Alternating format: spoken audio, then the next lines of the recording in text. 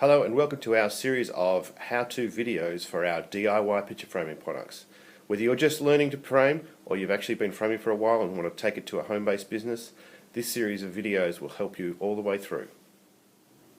Hi, today we're learning how to take a photo like this one here of the kids and turn it into a frame piece for your wall. The most common question we get is not really how to use the tools, but the process of picture framing. So we're going to show you how to measure this up, use one of our worksheets from our education centre, cut our mounts, our frame, the glass, and fit it all up ready to hang. The first step in framing a picture is to actually get a worksheet and work out the size of the image. Then we can work out the mount, and that then gives us the frame size, the glass size, the backing board size. So what we do here, we have a worksheet, and you can see we have places on here where we can put our numbers about what we're going to do, and then it works down and we get our final size. First step is to measure up the artwork, whether it be a photo or a cross stitch or a watercolour. And the best way to do it, especially when we're doing a mount, is to measure across the landscape way. So we've got 8 inches or 205 millimetres.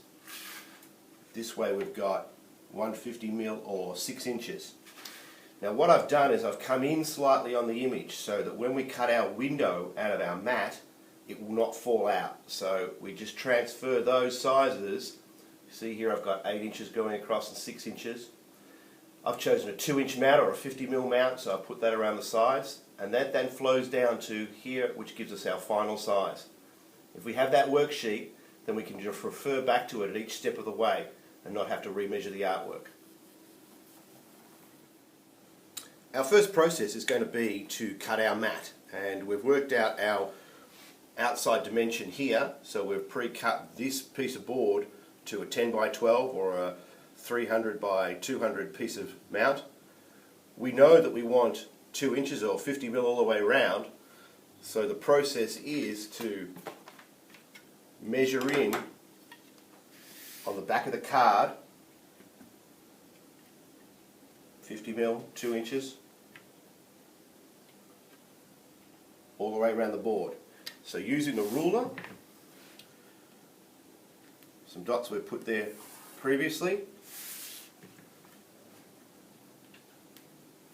on each 4 sides, rule our intercrossing lines. From this point, we can take our mat cutter, which fits on the rule and runs along.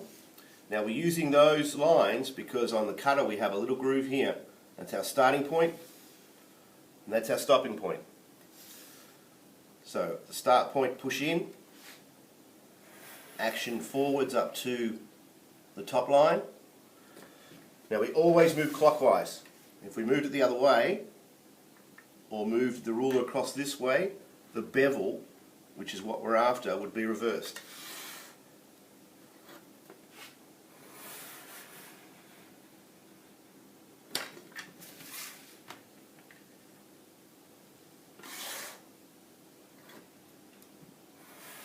So just a smooth action.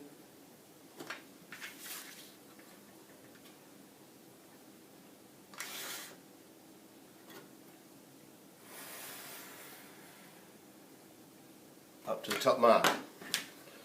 And that gives us our window. Now what we've done with our photo is, because we worked out those sizes before, we're not seeing any white. So what we've done is calculated the viewing space we wanted before we've cut the mat. Our next step is to mount the photo either to the back of the mount or to a backing board. So we've got 2 processes we can use here. Firstly, what we can do is take the image, take some acid-free tape onto the back of the card, turn that over, and then we can position our artwork into the middle of the window, push that down,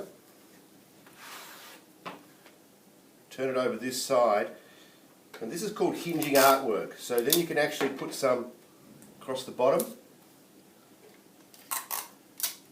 We'd recommend this if you've got expensive artwork something that needs preserving, that's that technique. The second technique I'm going to show you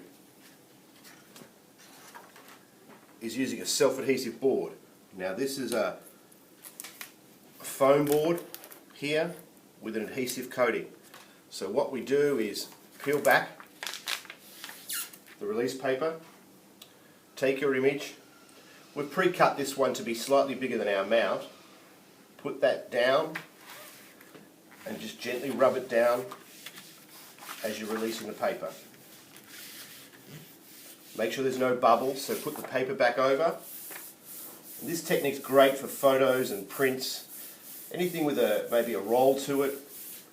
Once you can do that, is peel the release paper off. Here's a mount we prepared earlier, and once again, position your artwork and stick it down. That's now bonded. Now it's time for frame cutting. Refer back to our worksheet and our sizing, and we know that our frame needs to be 10 by 12 or 350 by 200. So what we do then is get our moulding, and this is a good branded miter box with a swivel for 45s to go round. You've really got two choices in getting your frame cut. You can find a chop service from a frame company, or you can have a miter box like this one, or a power drop saw. But the main benefit, or the thing to add, is one of our measuring systems. So remember, we wanted the 300. We can miter our first one, come through, and these come in imperial and in metric, and we want 300 on the scale right up to the rebate. We can then move this around to our 45, and then in a nice smooth action cut our frames. So we'd cut our two longs and then our two shorts. Our next step is to join our frame, and we have our strap clamp here that will go up to 16 feet or 5 meters, and our Pushmaster tool, which is our joining tool, and our fitting up tool, which we'll be using later on. First step is to lay our frame out facing up. V-nailing is always a good combination to have glue in each corner, so we put a dot of glue in each corner, just a PVA wood glue. Coil out the required amount of strap, place it around the frame, each corner, and then what we do is pull this hand tight. So we pull that one, then lock the small handle. We can still position our corners by eye, just to make sure that the inside lip is all lined up. And then on the big handle, we can wind on tension. You can see here as I'm winding that on, our strap clamp is becoming tighter. We can then turn that over, and that then brings in our Pushmaster. And what we want to do with the Pushmaster is these are what we call a V-nail. Now they have a sharpened edge, which is the coated edge. It's either going to be white or red, and the other end's the flat. So we want to put that up against the Pushmaster, and this is a retractable magnet. Line it up in our corner and just push down. In this particular frame, we're going to put one into each corner, just lining it up with the straights going around.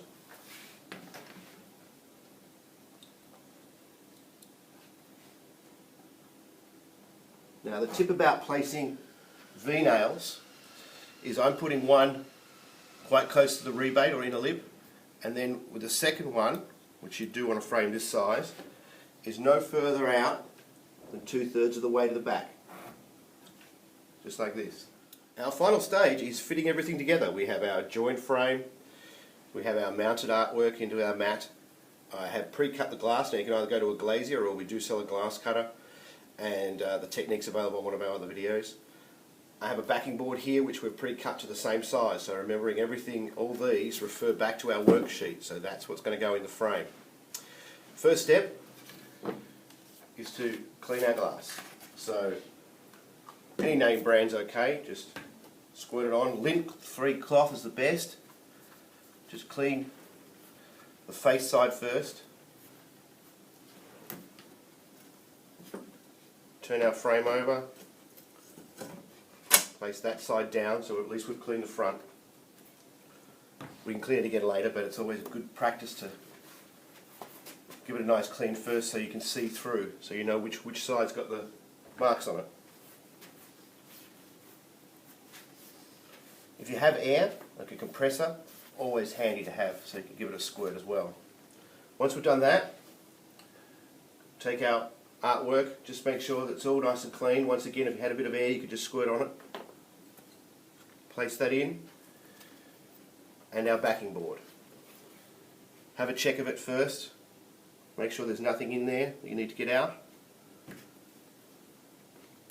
Turn it over, and then we're ready to continue fitting up.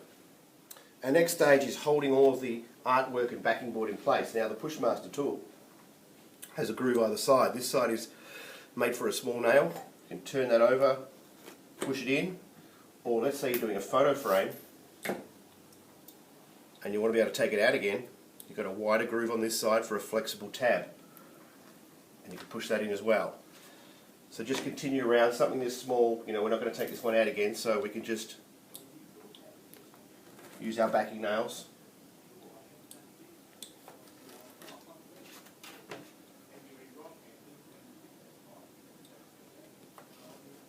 Push them in.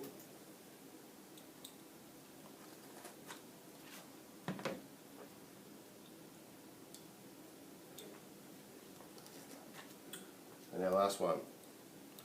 The next stage is we want to seal off the backing. So we take a brown backing tape. This come in a variety of sizes. Put it along.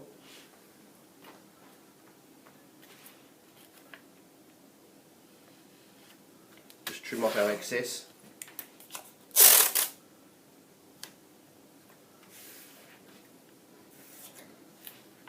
You can also paper the back, which is a process of like a brown craft paper.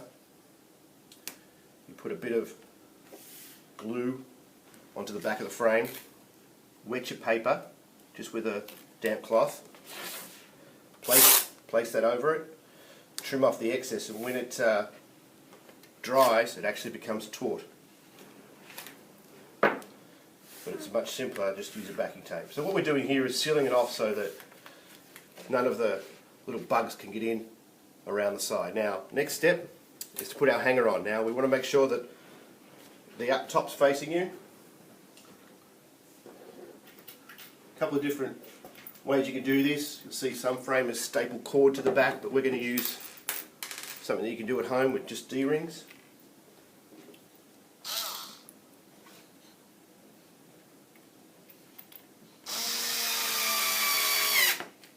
I've done this about 2/3 of the way from the bottom. Measure it out and screw them in.